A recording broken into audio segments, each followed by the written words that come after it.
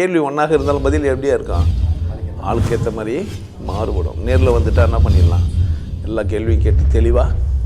அதுக்கு தான் சத் சங்கம். என்னுடைய நோக்கம் எல்லாம் மனிதர்கள் எல்லாம் மகிழ்ச்சியாக இருக்கணும், அவ்வளோதான். நல்ல மழை பெஞ்சால் என்ன ஆகும்? நல்ல மழை பெய்யுது, அப்போ என்ன பண்ண, வெளியே போவ, நனைய பிடிக்கும், எல்லோரும் போவாங்க. ஏன்? அப்போ அவங்கவுங்கள பொறுத்து. சில பேர் கொடை போட்டுன்னு போவாங்க, சில பேர் ரெயின் கோட் போட்டுன்னு போவாங்க, சில பேர் கார் வச்சு நிற்பாங்க. அவங்களுக்கு மழை பெஞ்சாலும் வெயில் காய்ஞ்சாலும் ஒன்றும் இல்லை. சில பேர் காரில் கொடையை எப்போவுமே வச்சு நிற்பாங்க. ரோல்ஸ் ராய் மாதிரி கார்லாம் வாங்கினீங்கன்னா அதில் கொடை இருக்கும், இன்பில்டு. நீங்கள் உங்கள் காரில் கொடை வச்சுக்கிங்களா இல்லையான்னு எனக்கு தெரியாது. நம்ம ரொம்ப அதீத நம்பிக்கையோடு வெயில் காற்று மழை பெய்யாதுன்ட்டு வர முடி வச்சு நிற்போம்.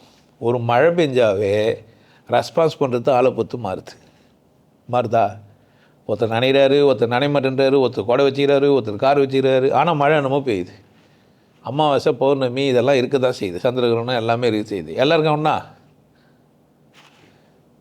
இல்லையா? ஒன்றும் இல்லை. அதுமாதிரி ஒன்றுன்னா என்ன, நான் என்ன பண்ண முடியும்? இந்த தின காலண்டர்லாம் இருக்கும்ல, டெய்லி காலண்டர், அதில் கீச்சு போடுவீங்கள்ல, அதில் 12 ராசி போட்டு அதில் போட்டிருக்கோம். மேஷம், மோசம் போட்டு பார்த்துக்கிறீங்களா? இதெல்லாம் போட்டு வச்சுருக்கோம். சின்னதாக கடகம், லாபம் இப்படிலாம் போட்டு வச்சுக்கோம். என்ன லாபம்?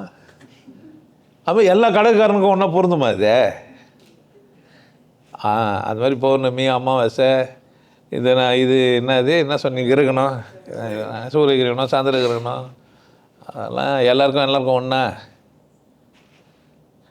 வானத்தை ரசிக்கிறவனுக்கு பௌர்ணமி, அப்படி தானே? பார்த்துட்டு ஒரு கவிஞன் பாட்டு எடுத்துக்கிறான், ஆடை கட்டி வந்த நிலவோ அப்படி தானே? குளிர் ஓடையில் பூக்களை போல காட்டிலிருந்து வந்த மயிலோ, நெஞ்சில் நின்று ஆடும் குயிலோ அப்படிலாம் எழுதிக்கிறான். ஒருத்தருக்கு குயில், எல்லாருக்கும் குயில் பிடிக்கும். எனக்கு சத்தியமாக மயில் பிடிக்காது, அழுறுது, என்ன கற்றுதுன்னு தெரிய மாட்டேது. இப்போ சொல்லு, பௌர்ணமி அமாவாசைலாம் எப்படியே ஆளாளுக்கு மாற்றி, எனக்கு ஒன்றும் கிடையாது. எனக்கு உங்களுக்கு எல்லாருக்கும் ஒரு விஷயம் சொல்கிறேன். ஆனந்த வாழ்வு அப்படின்ற ஒரு கோர்ஸ் யூடியூப்பில் போட்டு வச்சுருக்கேன், ஹாப்பி லைஃப் கோர்ஸ். நீங்கள் மெம்பர் ஆனீங்கன்னா ஆனந்த வாழ்வு கோர்ஸை நேரடியாக நீங்கள் யூடியூப்பில் பார்க்கலாம். ஃபேமிலியாக டிவியில் போட்டு என்ன பண்ணலாம், எல்லாரும் ஃபேமிலியாக போட்டு பார்க்கலாம். ஒருத்தர் தான் சப்ஸ்கிரைப் பண்ணீங்க, 5 பேர் 6 பேர் என்ன பண்ணலாம், நீங்கள் அதை பார்க்கலாம். வாய்ப்பு பயன்படுத்திக்க. நல்லா இருங்க, சிறப்பாக இருங்க, கொண்டாட்டமாக இருங்க. உங்களை நீங்கள் மதிப்பு மிகுந்தவராக மாற்றுறது உங்கள் கையில் தான் இருக்குது. நல்லா இருங்க. நான் ஒரு வாய்ப்பு, என்னை பயன்படுத்திக்கலாம். நல்லது.